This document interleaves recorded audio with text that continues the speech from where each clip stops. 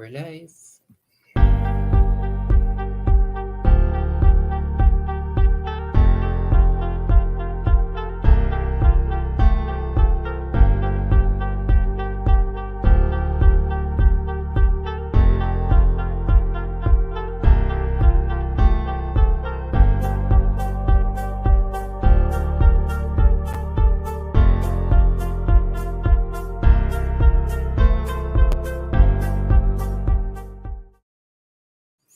Good evening, guys. Welcome back to my YouTube channel. Hey, Adam G, your online Queen's Traditional Talk Show.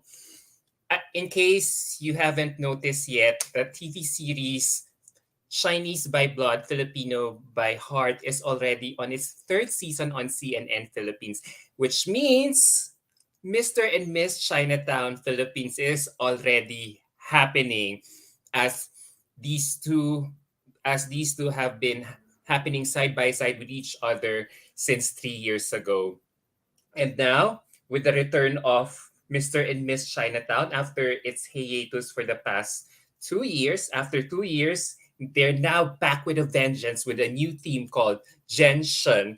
And luckily for tonight, napagbigyan ako ng organization in guesting two of its contestants on this year's roster. So here they are. I'll bring them out. Please say hello to Chanel Koff from Quezon City and Kevin Lau from Manila. Hello, guys. Hi. Hello. Thank you for having us tonight. Yeah. Good evening, everyone. Good Good, evening. hello. Good evening, Chanel. Good evening, Kevin. Thank you so much for taking the time and gracing this online interview with me. I had so much fun getting to know you during your press presentation last Sunday night. So, tuloy natin yung conversation natin off Mhm. stage dito on my platform na napapanood ng mga followers ko on my social media platform. So, grabe. How have you been since last Sunday's press presentation? Anyone can answer you. Sige, ladies first muna, Chanel. Yeah.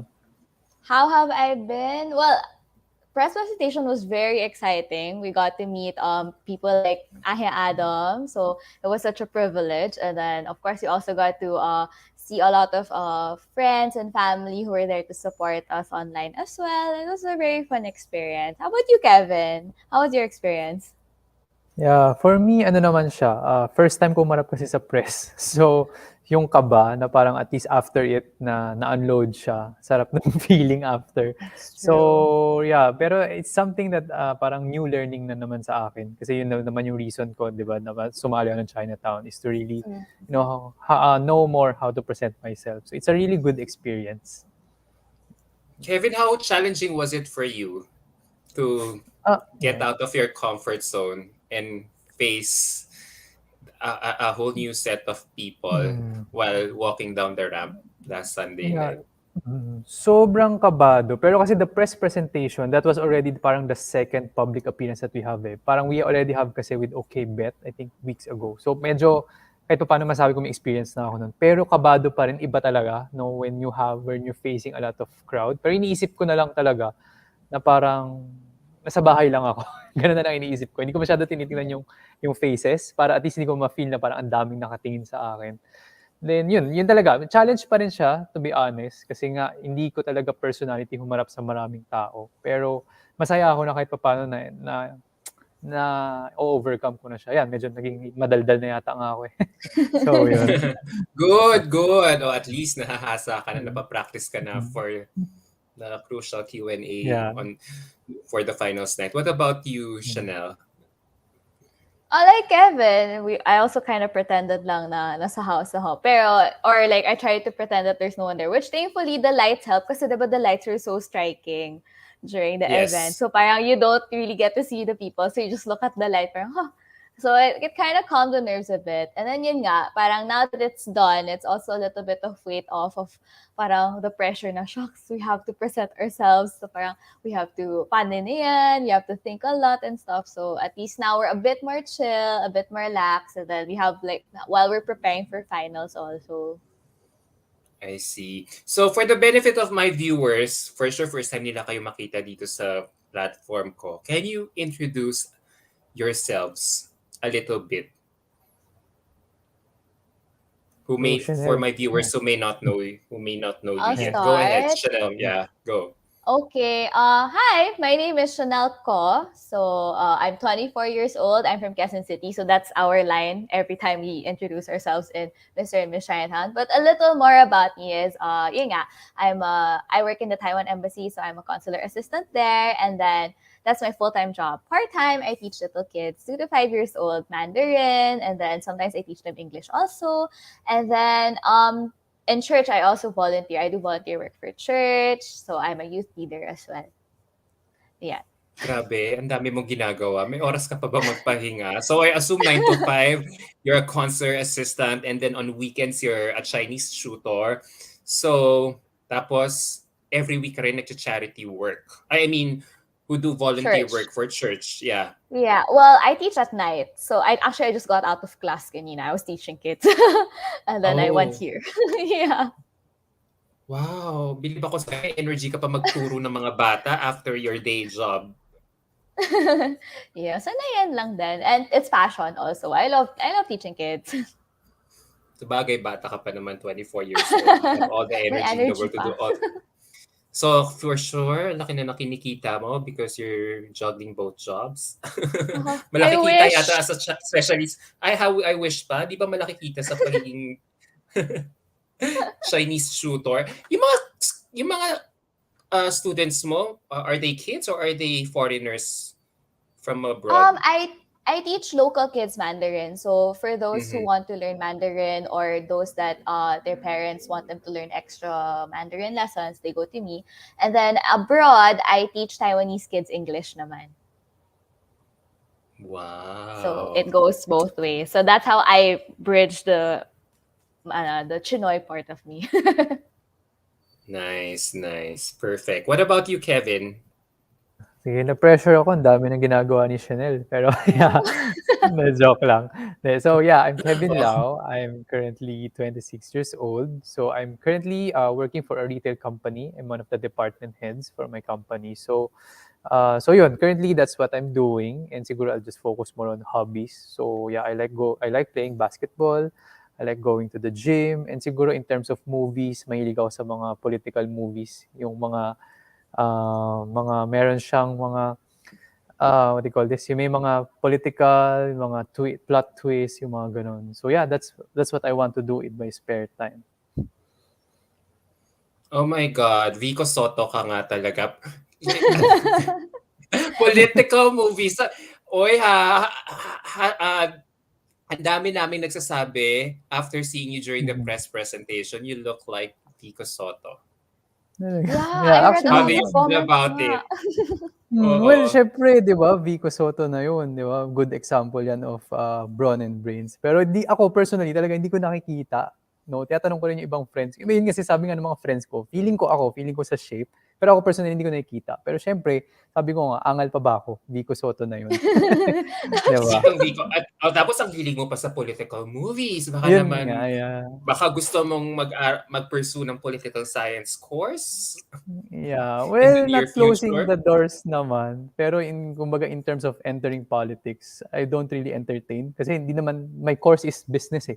Hindi naman talaga siya for politics, di ba? And I believe politics, kailangan talaga inaral mo. Hindi porket, kasi gusto ko, kasi puso ko, gusto ko tumulong.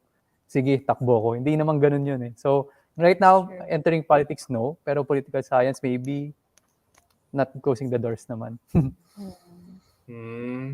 Tapos nabasa ko rin sa profile mo, mahiyain ka. Na it take Yeah. courage for you to join a pageant like Mr. and Miss Chinatown. So, what prompted you to join? Kung mahiyain ka pala. Yeah. I think na-trigger siya yung the way, yun nga, kasi nga being a head of a department. So syempre you present a lot to the management, to your team, no? So doon ko na-realize na parang lagi sa akin it's an effort na mag-present. Parang pag mag-isa ako, if I rehearse my slides, kaya ko magsalita ng maayos. Pero pag nandiyan na ako in front of like 10 people, 20 people, kahit na online yan, na hindi ko nasasabi yung thoughts ko. So, when this opportunity came, matagal ko rin siya pinag-isipan. Pero yun nga, dumating ako sa point na parang, lagi ko sinasabi sa team ko na or sa friends ko pag humingi sila ng advice sa akin na always go out of your comfort zone, 'di ba? Take the risk. So parang kung ako, hindi ko ginagawa yun sa sarili ko, parang how can I really walk the talk? So yun, I think yun yung nag-trigger sa akin na parang I want to be an example and I also want to have to improve myself. Kasi nga parang naniniwala ako, as you progress, it's really important that you know how to communicate. Kasi kahit gaano karami yung thoughts mo, kahit gaano ka-organize yan, if you cannot really parang malabas yun, wala eh. Nasasayang. So yun yung gusto kong ma-improve talaga in joining Mr. Chinatown. How to present myself well. And How you're did doing your really good parent? at it. Huh? Yeah, Yeah, thank you, yeah, thank you. he is. You He is. Nasanay are. na Yeah. after almost a month na, alam mo yun, yung usap with a lot of people. So yan, medyo sana nagtuloy-tuloy na. So how did both your parents react to Yeah, ayun, joining Mr. and Miss oo. Chinatown? Akala nila una talaga nagpa-prank lang ako. Kasi yes, mahiyain ako. Pero to my family, tsaka like yung my closest friends, talagang makulit din naman ako. So akala talaga nila, nagpa-prank ako nung sinabi ko, uy, sumali ako ah. Until nung nag-photoshoot kami, until lumabas yung reveal, tsaka lang yata talaga sila naniwala. So, yun. Pero yung nalaman nila, they're very supportive and I'm very thankful for them. Kasi talagang all-out support sila. Kahit nung press con, sabi ko, nandun pa yung mom ko. Tapos, di ba, meron kami yung mga Mr. and Miss ganun na kailangan mo mag-heart react ng photos. Talagang iniisa-isa nila yung mga friends list nila. So, they're very, very Nox. supportive talaga. Oh, hindi sila typical. Like, minsan nga, ano pa, pati mga outfit ko, titingnan pa nila, may mga suggestions silang ganun. Pero syempre, di ba, iba naman na yung, mas kabisado naman natin kung ano yung uso. So yun, may mga ganun. So it's a funny, cute way naman. So they show support. So excited din pala sila sa'yo. Ayun. That's nice. So what about you, Chanel? My Kasi ang experience. laki from corporate world then to, being a tutor to this. Yeah, World, well, it's really a worlds away from each other, different from each other. paano ko nga ba sinabi? Well, I told my sister first, I think. So, I told her na I was planning to join. Actually, I applied na kasi last year, pero di ba na-cancel yung event? So, they moved it Yes. to this year. So, I kind of reapplied in a sense. Yun. So, I told my sister, but I don't think she took me seriously also. Like si Kevin, they were like, oh, really? I mean, it's like a passing thought lang. And I didn't tell my parents pa originally kasi I didn't want to tell them. Tapos bigla I didn't push through pala, diba? But then when I actually pushed through na, they were like, sumali ka pala talaga? Like, you really did it talaga. I'm like, yeah, I did it. Yeah, I'm here. And then here I am. I mean, they're very supportive naman din. So, like, I would see them share, which my parents rarely like engage on social media. So, seeing them share, even the relatives, ganyan, even having my ama like stay up to watch episodes and stuff like that and the Talaga. videos. Yeah, I feel so blessed. I was like, oh, ang sweet naman. The family's so sweet. Ayun. Ay, that's great to hear. So, paano yon? So, nung nasa press presentation kayo, syempre bago namin kay Q&A, rumampa kayo, no? How was it like walking down the ramp? Considering both of you did not have, that experience to walk down the ramp. Pero naitawid nyo, to be fair, ha? Yeah.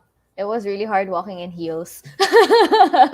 Hindi ako How sanay. tall, how high were you wearing last Sunday? Baba lang. Because they said, wear your most comfortable shoes. So I think I just wore like 3-inch heels. And then, because I'm not sanay because syempre when I perform for cheer before, though I was a cheerleader then in college, Yes. I would wear shoes. So syempre yung nirarampa ko is I walk like a cheerleader. So I like kind of jog or run towards half times and stuff like that. So it was never really like pageant walk na you have to like strut and like, watch your posture and stuff like that. So it was such an experience. But it was fun, It was really fun. Uh-huh. It was less of Uh-huh. body awareness din na parang don't trip, don't fall. It's live. Yung ganon. What about you, Kevin? Sa akin, meron pa akong slight na parang wardrobe malfunction nung before nag-start. Actually, ito hindi ko sure kung alam ni Chanel, Yeah, nabanggit ko. I Kasi, know. yung sa makeup artist, yung sa taas, after ng makeup, natanggal yung saksakan ng sa extension nung light niya. So, syempre ako, sinaksak ko. Pag yuko kong gano'n, nabutas yung pants ko. Konti. So, that was like 30 minutes before na rampa na kami. Was it 30 minutes na lang ba? Mga gano'n Ay, na lang, I oo. remember, yeah. Kasi We tapos were na in eh, the kaya preps nga, room, yeah. oo, yeah. So nagpa-pack up na sila. So yun, eh, pag yuko kong gano'n, narinig ko may crack na gano'n. So medyo nawala ako sa focus, medyo na-conscious ako, pero yun, buti hindi siya nakita. So yun yung I think yun yung naalala ko nung walk. Tapos din sa walk naman, actually yung nagpasarela training kasi kami like 2 weeks before with Mama Shandy, Yeah. no. Yeah, Ang Mama comment Shandy. nila sa akin, masyadong malaki yung steps ko.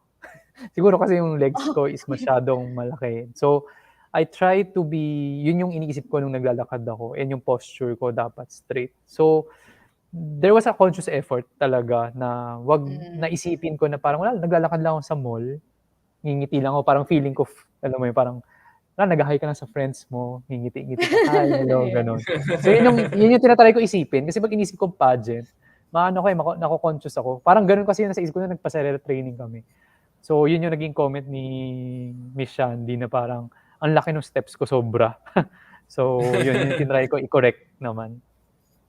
So since ayan na exposed na kayo, you finally got the hang of it. Since last Sunday's press presentation, what sort of messages have you been getting from your audience about your participation in Mr. and Miss Chinatown? Go, Chanel. I'll go first. Everyone said my answer was so long. I mean, I wasn't aware that my answer was so long that time. It was, apparently, it was minutes. Yeah, tuloy-tuloy ka nga talaga magsalita. Yeah, isang question, isang kilometrong sagot. I know. I was like, the running joke is, I prayed for wisdom, but the Lord gave me too much wisdom naman. Pero yun. Other than that, they were saying naman na I was very perky and bubbly naman with how I answered. So, it was okay. And medyo engaging naman daw, even if it was long. So, yun. What about you, Kevin? Sa akin, well, una na napansin yung suit ko nga kasi kakaiba siya versus the other guys. So I was very, very happy about it naman. Tapos, I think naalala nila yung sagot ko when one of the press asked me about what is my advantages other than the candidates. Kasi sagot ko, di ba, is parang very, very simple. Like yung sabi ko, bumibili ako sa Divisoria, kumakain ako ng mamanlok. Yeah. Pero yun So, yun yung parang naalala ko, sabi nila, parang sobrang, I mean, simple siya, pero relatable daw siya. So, I was happy about it naman na nasagot ko siya ng maayos. Yeah. O yun nga eh, buti you brought that up kasi nakita ko dun sa mga posts mo sa Instagram, hashtag Kevin the Relatable one. So I wonder, how important is it for you to appear relatable to your audience right now? Yeah, kasi 'di ba parang like for example, minsan nakikita natin sa TV, parang ano yung mga artista, 'di ba? Parang nakaka-intimidate. Tapos pag nakita sa personal, 'di ba, parang we tend to feel that they're a very different person. So parang tendency ma-intimidate yung tao. But naniniwala kasi ako if you're relatable, mas like yung advocacy mo. I think that's the important thing naman about pageant is your advocacy. Other than of course the looks and the brains, no. I think it's important that you get your advocacy across. And I believe if you're more relatable, I mean, mas mabilis mo kasi ma-spread yung advocacy mo kasi makikita nila na authentic ka. Makikita nila yung sarili nila sa'yo. So tendency, they'll be more inspired to do it. Unlike yung tipong makikita nila na social ka, sobrang iba ka sa kanila.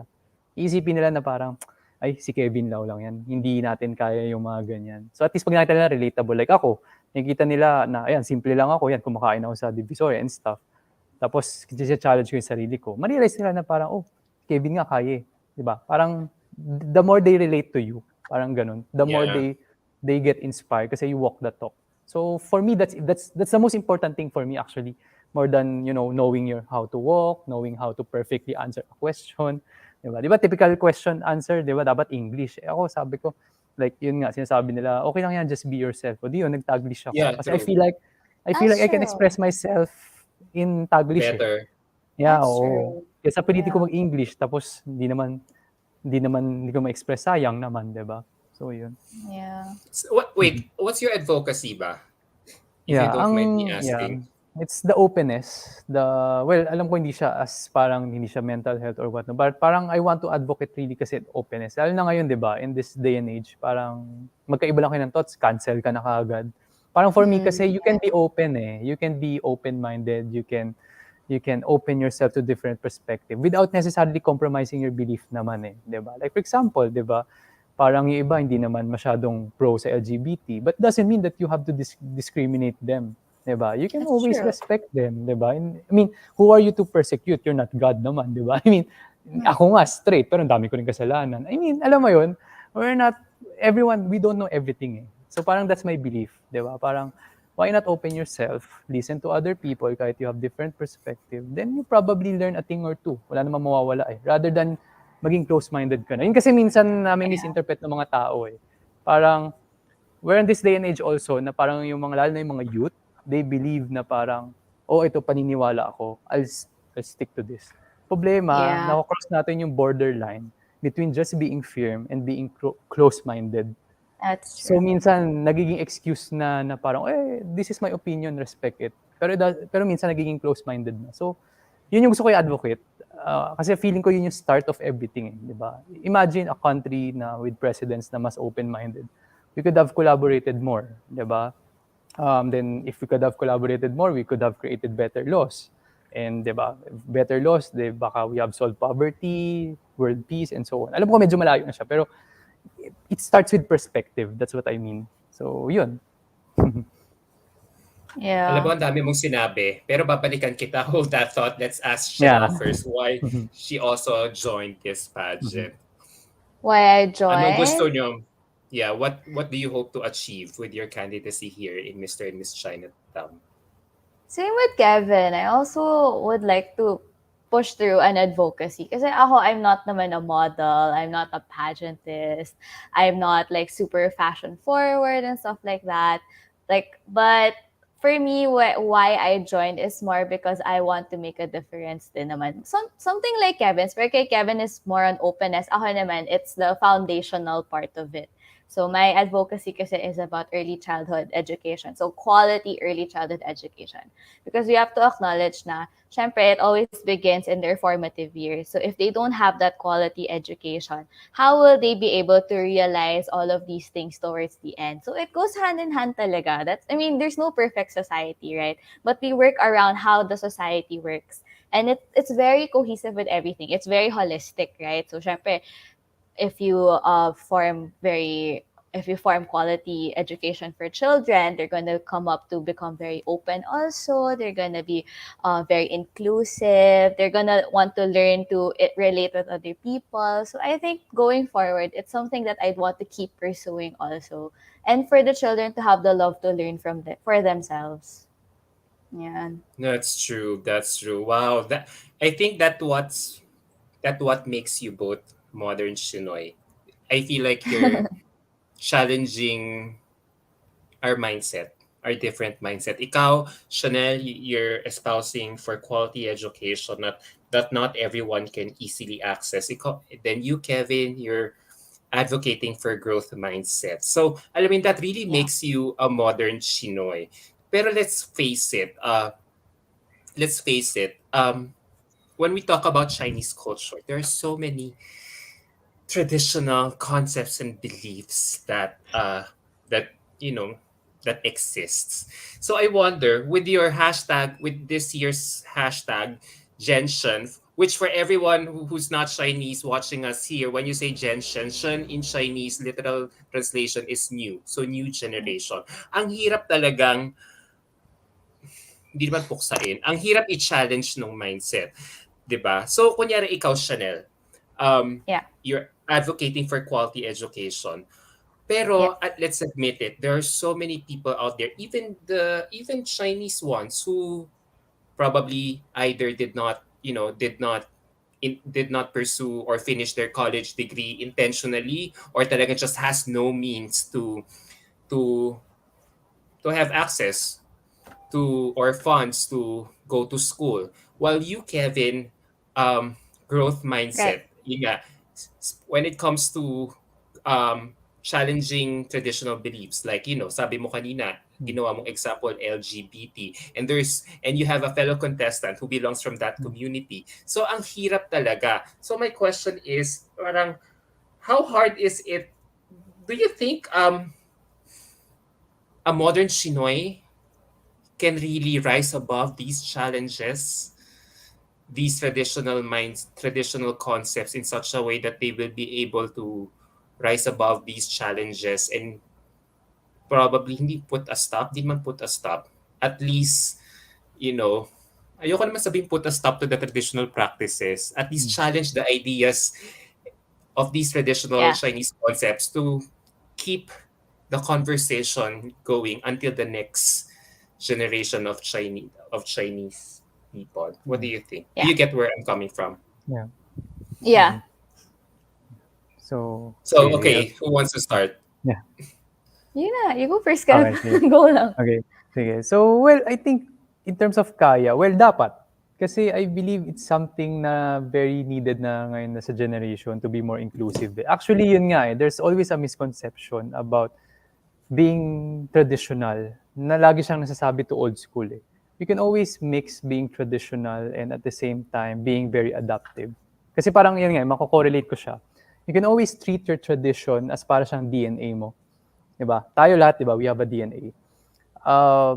It's something that is embedded in us, but we can always change the way we approach things. Like for example, ako, when I was 2 years old, I don't talk like this. Diba? You develop through time eh. You develop something on how you approach life, how you talk, how you walk. Diba? Hindi naman ako same kung the way I walk before than now. Magkaiba na yan. But your DNA stays the same. And I believe you can always see parang ganun din yung tradition. No, you change your perspective, you change your method, how you approach things. But the traditions, the learnings that was passed on by our parents, by ancestors, remains to be the same. Diba? So I think yun yung best way to approach it. Kasi you can't totally modernize everything. Kasi you lose the essence of doing things. So I think that's the most important part. Kasi if your tradition will limit you to grow, then, diba, parang how can you say your tradition is really good? Diba? Parang that's my mindset eh. You have to make it adapt. Parang sa business, yun. Yun yung example ko, diba? In my work, very sa business side kasi siya. Kung forever ka lang very traditional, your business would not grow. Eventually, magiging obsolete na yan, diba? So, yun, di ba? Parang DVDs, Netflix, di ba? Hindi na naka-adapt yung DVDs na wala na, naging Netflix. So, parang ganun din yung tradition. Alam ko, parang medyo mahaba na naman yung sinasabi ko. Pero parang ganun yung gusto kong sabihin about tradition. All right, point well taken. What about you, Chanel? Oh, I totally agree with what Kevin is sharing. Like, sobrang tama siya na when he says that it's DNA. Because as modern Chinoys, it's just really being who you are, but doing something different about it. So, parang for example, like, how we're used to doing things, filial piety nga as one, or like how to respect your parents. There are many ways to also exercise filial piety. Of course, before we do it by the book, right? There's like a book on how to become a good child or a good daughter or a good son. But nowadays, I think as modern Chinoys, it's a good way to exercise. Now, you know what? There are different ways where we can also show being a good daughter by spending time with our families, by giving, sacrificial love every now and then, but not exactly like, oh, pag may sabi parents mo, you do it like that, like that. There are different ways now, and I feel like it's a great way that we have something like this, like we have Mr. and Miss Chinatown also, because we all have something that we want to advocate for, and it's all in line with how we want to make it a little different than how it used to be before. But we're still very rooted on how we are traditionally and culturally by heart. Yeah. So paano 'yun? Kasi I really get where you're coming from. Pero let's face it. Ikaw ba, I want to test your let's take for instance, let's say sige, ikaw ba Chanel, Yeah. which would you prefer to end up with? A Filipino, a pure Filipino man, or someone with Chinese blood? Oh, that's such a hard question to answer. Uh, well, how do I answer that question? I Hindi, don't kasi know eh. depending on your answer, I will relate it to what you had just said. Okay. I get what Okay. you mean, though. I get what you mean. I think kasi when it comes to those things, there are factors nga. Like, syempre, if I follow, like, me personally, whoever I want to be with is up to me, syempre, diba? But I also Pero understand that oo, I ask you right now. preferably, siguro preferably, I would, top of mind, anyone. Like, ako, it's my choice eh. I want it to be my choice. But that's me. Yeah. So kunyari, let's say you end up liking a pure Filipino man. Mm. Do you think uh do you think you will have a smooth relationship with your parents about it? In Smooth relation to relation. the concept of filial piety. Guys, wh- to all the people who are watching right now, in case you don't know what the concept of filial piety means, it's all about, teka lang, nawala yung kodigo ko. An attitude of respect for parents and ancestors in societies influenced by the Confucian thought. Yeah. Diba? It's like, in other words, giving filial piety is demonstrated in part through service to one's parents. So kunyari, Right. let's say you end up, liking this Filipino man and you want to see yourself marrying this person. Ipaglalaban mo ba siya o susunod ka sa concept ng filial piety, let's just in case your parents might be against the relationship? My parents are watching this live. Sorry! No, pero just for the sake of Comment argument, that. you know what I... Comment na lang down below how you find it. Oh, well, I think for me, of course, at the end of the day, I will always respect what my parents will say. Parents always comes first for me kasi. So if it really comes to a point where it's going to eventually, syempre you know naman these things at the end of the day. Every family is different ka naman. But in the setting siguro of my family, it would really depend on the situation now by the time that I have to, like let's say if I have to fight for a relationship, if it's really gonna cause a parang tension between my family and me, then I think I would choose my family. Pero that's me because of how I grew up then. That's me.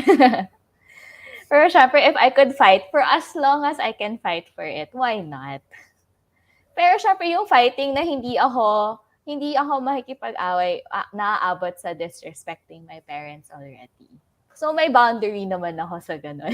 Ang hirap. Ang Ang hirap. hirap. Alam mo, It's a very hard question. Oh my God. oy, that's treat it as like a preview I for the Q&A know. during the finals if you get that kind of similar if you get that kind of question. So what about you naman, Kevin? Do you think ito naman kasi tinanong kita about fixed marriages Yeah. during the press presentation and you acquitted yourself very well by giving out a very idealistic answer. Yeah. But in reality, do you think fixed marriages is a result of the concept of filial piety in the Chinese culture? Yeah. Feeling ko, yes, result siya. Kasi nga, parang, well, kaya pumayag ka eh. Kasi nga, parang gusto mo sundin yung parents mo. Pero kasi ako, iba yung nakikita ko sa filial piety. In a sense na, kasi pag you really define filial piety, ba parang, alala ko, this is one of the Confucius thoughts na nabasa ko no, when, of course, I reviewed when I joined Mr. Chinatown din. Hindi ko naman ito alam before. So parang, just to be clear, di ba? Para transparency, di ba? So, parang I think the highest form of filial piety parang is to credit your parents. And ako kasi, my belief is the best way to credit your parents is to ensure that yung learnings and teachings na tinuro nila sa'yo is to be adaptable to the future generations to come.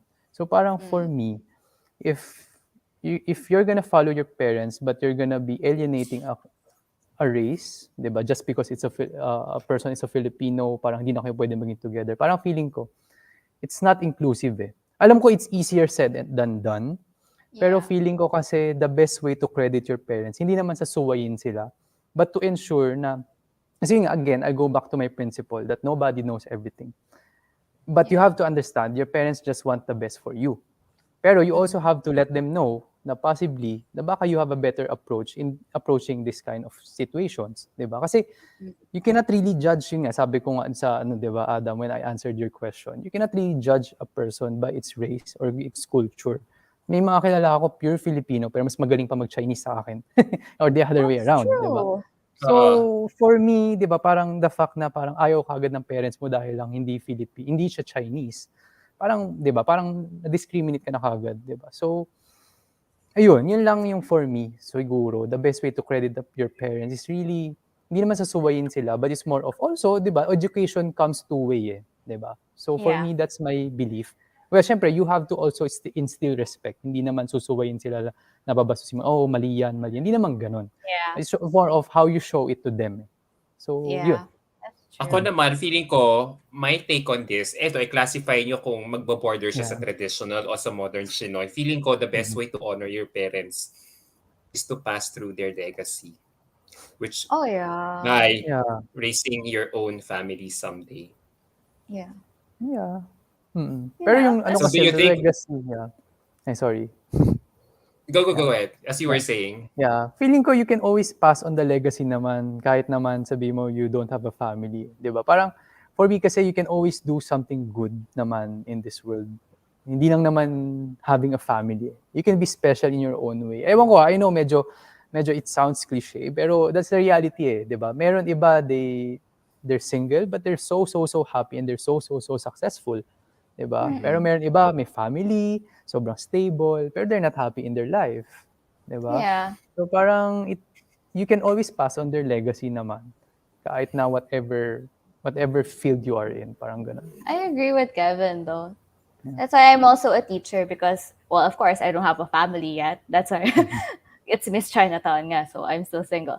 But as a way to pass on the legacy that my family has imparted on me is also how I reach out to other people and how I impart the wisdom that has been channeled to me towards them. So that's how I do it. All right, sige. I wanna make Sundot more questions pa about it eh. Like by asking, so if that's the case, if how old are you both now? You're 26, Kevin, you're 24. Are your parents kind of pressuring you as early as now na, oh, Kevin, Chanel, tumatanda na kayo, ganyan, you have to think about your future. Parang may siniset ba silang age limit for you to get married or be in the family way? May ganun ba? And kasi I'm asking this kasi syempre we're talking about being Chinoy. Of course, if you're, Right. I feel like if you're traditional, you'll follow. Okay, sige na po, sabi niyo po eh. Pero if you're career-oriented, like I feel you are both right now, feeling ko, iaado nyo pa yon, i-extend nyo Yeah. pa yon. So, because, you want to achieve so many things pa in your life. So, how do you deal with the pressure? How do you think of pressure of getting married? Is it like part of traditional? And how would you want to, not do it first because you want to represent what a modern Chinoy is all about? Or can you be a modern Chinoy by still following them? Chanel, Sorry, yung siguro you mga answered tanong the ko ha. question. You answered the question na Chanel because ako, wala na yung pressure sa akin because I'm getting married na, di ba? You are? I know. Yeah, sa December. Yeah. Wait, that's sorry. why Oh! I wonder. Ay, Yeah, sorry. ngayon yung sabi ko like, laughing. yeah, I was like, oh, wala na yung pressure sa akin. Yeah. Pero hindi siya sorry. hindi siya ano ng parents ha. Hindi siya ano ng parents ko. It's yeah. more of Actually, it's a Kevin's personal. watching ngayon. I see her comments. Kasi I really do not touch up on your personal lives, so I Hindi, did not yeah, okay research lang. much about it. So, now that you brought it up, so yeah, so sa'yo na Chanel. Hello?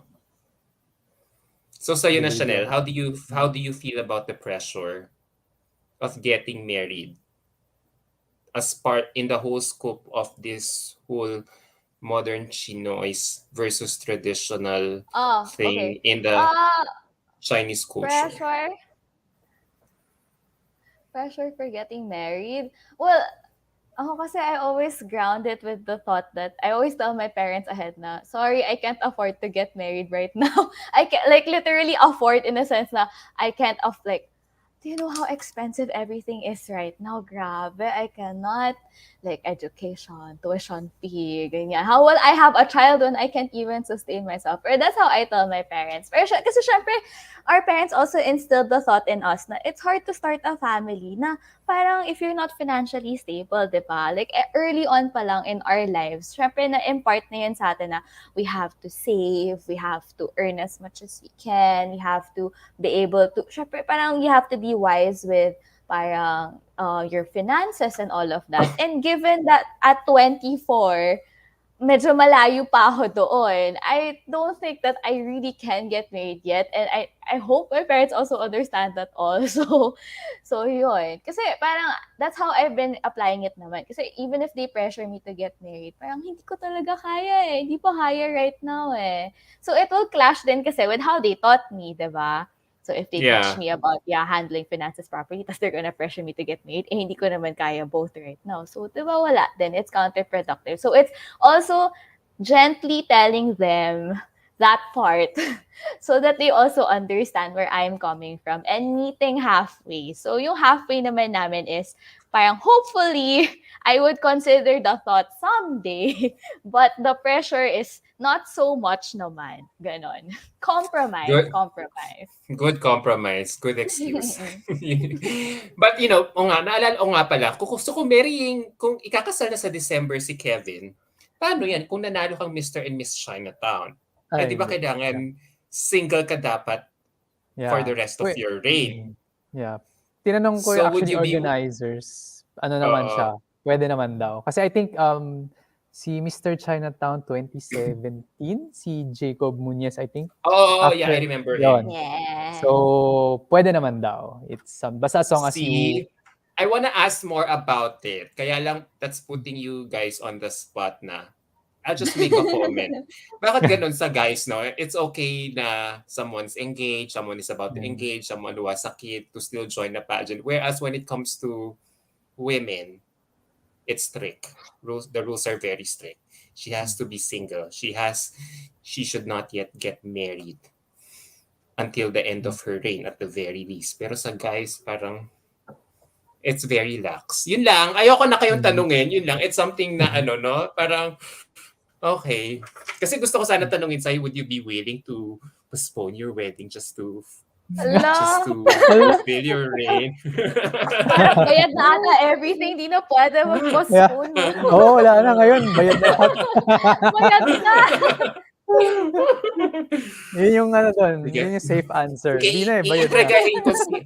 Iintrigahin ko si Sir Miko. Sir Miko, wag mo koronahan si Kevin. May legalities, may legalities involved. Joke lang. So, I'm having so much fun talking to you right now about this. Yeah. So, I wonder, we've been talking about traditional mindsets, traditional concepts. No, I wonder, as we have this new hashtag Genshin or of being a modern Chinoy in this new generation, I would like to ask, what are still the other misconceptions, if any, in your opinion, you think people would like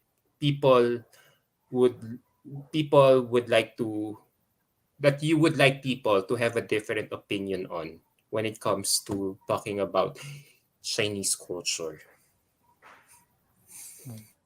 Siguro for me... Ay, sige, Chanel, go first. Me first? Yun na. You have a thought na eh. Yeah. Sige. Okay. So, I think, about, di ba, meron kasi impression about Chinese lagi na parang, yun nga, we're close-minded. Na parang, kung ano yung gusto natin, talagang inagawa natin. Parang, kung ano gusto natin, yun lang. Pero in reality is, we're just firm lang in what we want. Pero yun nga, may misconception na parang close-minded ng mga Chinese. So I believe it's our task as the modern Chinoy to really parang change that perception. Na parang, yes, we're traditional. We don't forget the teachings of our ancestors, of our parents. But at the same time, we know how to adapt to the certain norms of this world. Parang ganon. So I think yun yung gusto ko sana as a modern Chinoy na parang mawala na parang stereotype about Chinese people, yung pagiging close-minded. Yun. Yeah. I see. What about you, Chanel? Is there any misconception that you would like to change about our culture? I think same with Kevin, except for me siguro, mine would go more for the way when people say now we're very honoring to our parents. So we don't defy our parents, di ba? We have that connotation na, pag Chinese ka, like, basta sabi ng parents nila, yan na yun, like, obey, obey, obey. Which is to an extent, we do obey and honor naman our parents. But I want that word honor to be seen differently also. Na parang honor can also mean you share your opinions because you want, yun nga, like what Kevin says, that it goes both ways, diba? Na parang there's also something for people to learn from us and then something also we can learn for other people. So that interaction. Pero syempre, hindi naman mawawala yung bottom line of respect from that. So I think it's just the connotation that how, like, I think the submissive word din, it's a very, the word submissive, na parang because we're Chinoys, we're very submissive to our parents, yung ganon. I think I want to kind of tweak that mindset a bit. It's not naman that we're very submissive. It's just that we're very respectful of our parents' opinions. But at the same time, we're trying to change it up a notch na we're also trying to respectfully showcase our opinions as well. Yun lang. Yeah, so there's a balance, diba? Or we can draw the line between being respectful Yeah. and what's not, and completely obeying Yeah. our parents' orders or Because we can instructions. still be obedient naman eh. Oo. We can still be obedient and honoring to our parents even if we also have, like, syempre, we also have our own opinions. We can share it, diba? Kasi pag ako pinapagalitan, kami nung panahon namin, sasabihin ng mga magulang ko, panahon namin hindi kami ganyan, kayo, lahat na lang ng convenient, lahat na lang ng binigay na sa inyo lahat, Yeah. pero hindi pa rin kayo natututo, ganyan yung mga classic na litanyahan na sinasabi sa akin. So parang, wala, hindi naman ako maka-fight back. Alam mo, minsan naiinis ako, pero parang sinasabi ko sa sarili ko, pigilin mo yung sarili mo, Adam, pigilin mo yung sarili mo. Kasi Yeah. nagawa ko na yun na talagang sa sobrang inis ko talaga, like talagang I really, para ako sumabog talaga. I really exploded to my parents, and it's one of those things that I really regret doing kasi hindi ko makontrol yung emotions ko, lalo na in the heat of the argument na talagang nasasabi Yeah. mo, lalo na when you're emotional, that you end up saying things you don't mean pala actually, pero out of the heat of your anger nasasabi mo. So alam mo yun, kaya wala. I just find this whole conversation we are having right now very therapeutic. At least may nakakausap ako. Ako naman, kung tatanungin niyo ako, if there's one misconception na gusto kong baguhin about our culture is yung mindset na magaling lang ang Chinese pagdating sa negosyo. Yeah. That's true. Although it's good, it's alam mo yun, parang wow, lahat ng mga Chinese talaga rich. Pero kasi parang iniisip mo wala nang buhay yung mga Chinese kundi magtansi na lang palagi, gumawa ng negosyo. Alam mo yun na parang wala na silang buhay. Ganun palagi sinasabi ng parents ko sa akin, magtansi kayo, ganyan, para pag nawala kami, meron kayo mabubunot sa sa bulsa Yeah, nyo or may sa safety. ganyan. But it's one topic I would still like to discuss with you in the near future. But for now, since we have been talking for almost an hour, I'll try to wrap this up in a few. So, do you think, sige, given everything that we have been talking about, Genshin, modern Chinoys versus being traditional, do you think, now that you're here in Mr. and Miss Chinatown, do you think we could consider our generation, as a game changer for future generations to look up to? For me, in a way, yes. Kasi ito, example na lang, yung batch namin for this year's Mr. Chinatown. I think this is the first time na medyo hindi pala medyo, sobrang diverse pala kami actually. Diba? Yun nga, as in we have Vince pa as part of the LGBT, Diba? Sobrang medyo, diba, parang naging controversial yan. Kasi it's the first time of openly LGBT na sumali. So I guess, alam mo yung mga little ways, yes, in general, still, medyo meron pa rin mga, hindi pa rin siya sobrang accepted and so on in general. But the fact that we have little things na of really being more diversified, being more inclusive, I believe it's the start of something na parang to really change the way we approach things, 'di ba? Kahit na yung kami, hindi naman na kami lahat prototype Chinatown eh, 'di ba? I mean in terms of meron sa amin, 'di ba? Pag sabi mo kasi prototype Chinatown or model, isip mo agad matangkad. Pero 'di ba, we have smaller guys in the group, 'di ba? So, Yeah. I believe Small yeah, si girl. Chanel, 'di ba? Yung small girl sila ni Jersey. So, it's very very diverse eh, 'di ba? Parang doon mo pa lang makikita na this is already a good first step to approach to be the modern Chinoys and to really progress to the next generations. Ayun. Yeah. All right. I What agree about with you? what Kevin said. I agree with what Kevin said. And I do believe that our batch will be a game changer because diba, there's always a line that you will always remember the first.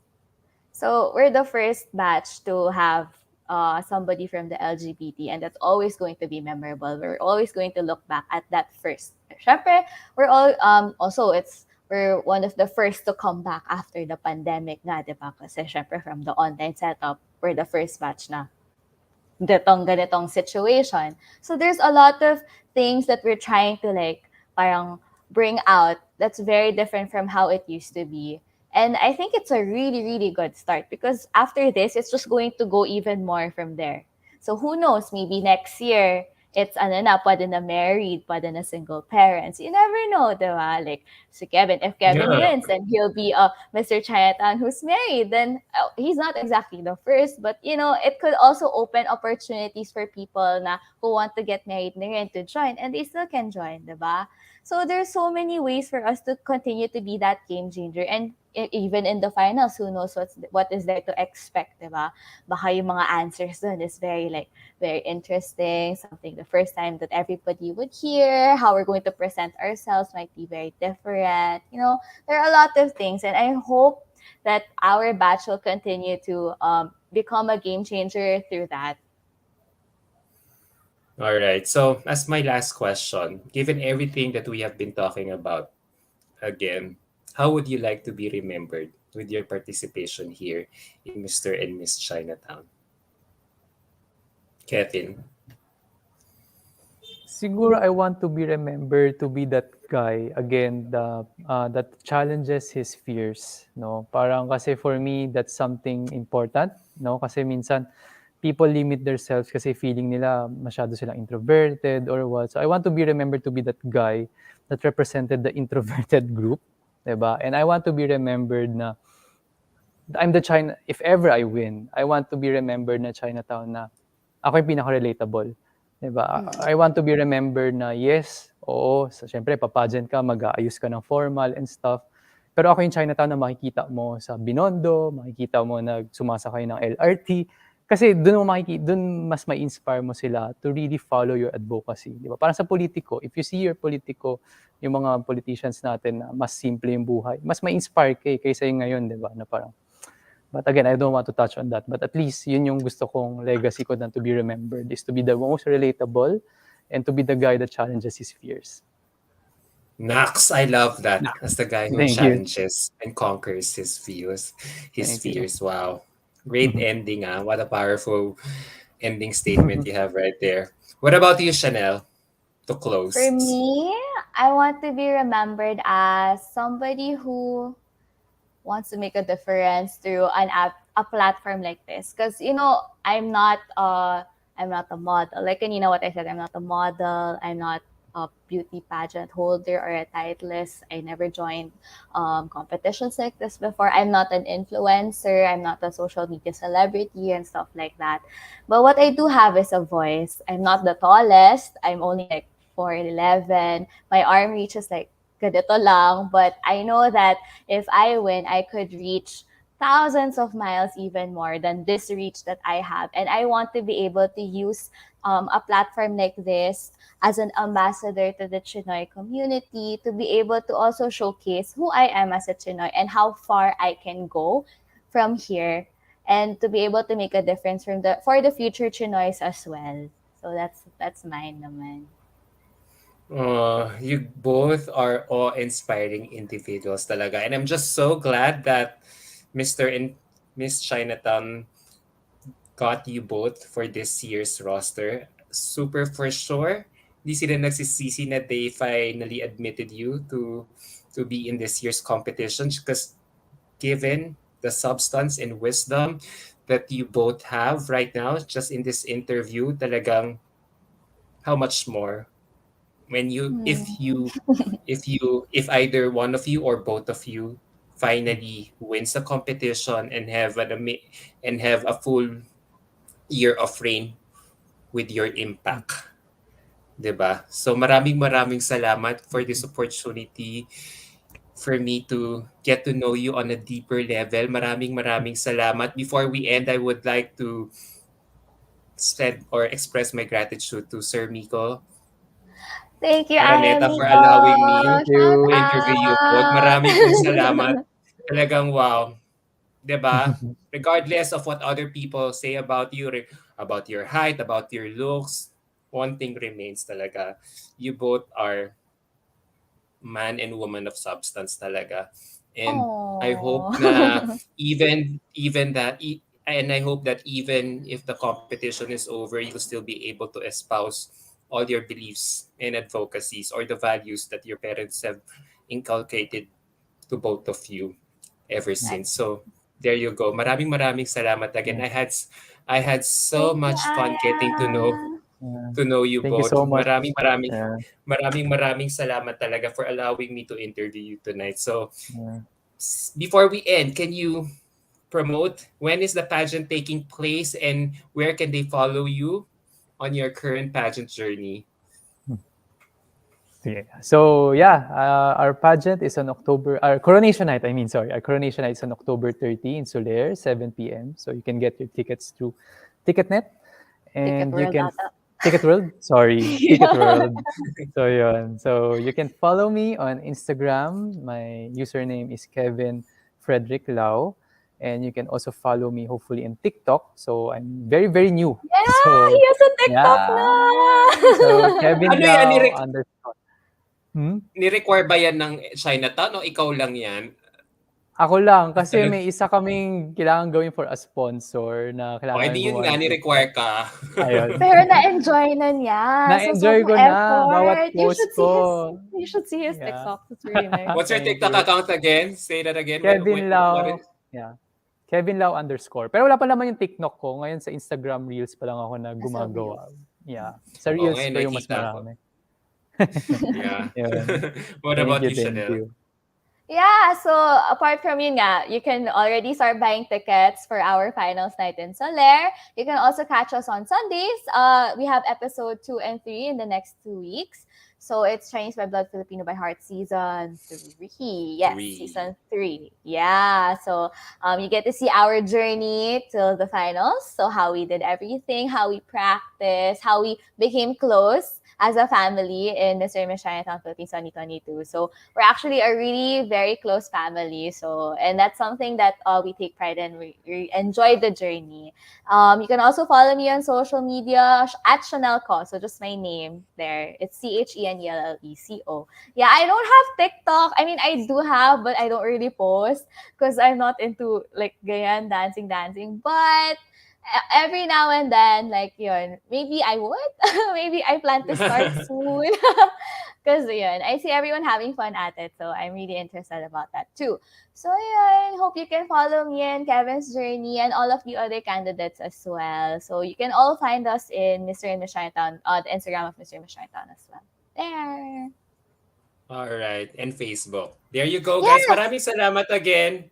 Have a beautiful evening ahead of you. Sobrang Oh, thank you thank so you so much. much Thank you for so much having for having us. us. Thank you, thank you, thank Thank you, thank you. you. Virtual hugs and kisses all the way from my office here in Cubao. Take Oh, care. you're from Cubao also. Me too. Oh, wow. Talaga saan kasi 5th Avenue na yung office ko. Oh, Take I'm just care. in Project 4. Okay, bye! Thank you. Bye. Oh, shout out to everyone who watched us tonight. Thank you Yeah. for Oy, Vince is Thank you so watching. much. watching us right now. Yeah! Vince, Hi, Hi, ingay ko Vince! na nabasa. Kim C is saying, yes, Kevin. Go, Kevin. You're my Hi, winner. Achi Honey Fish is saying. Thank Jay you, thank Blessa is you. also saying likewise. Sorry, hindi na namin. Sa sobrang sarap ng usapan namin, hindi ko na natanong yung mga tanong nyo dito. May mga pageant questions sila, but bawi ako We'll next just time. answer Go, it in the Kevin. Go, Chanel. comments. Yeah.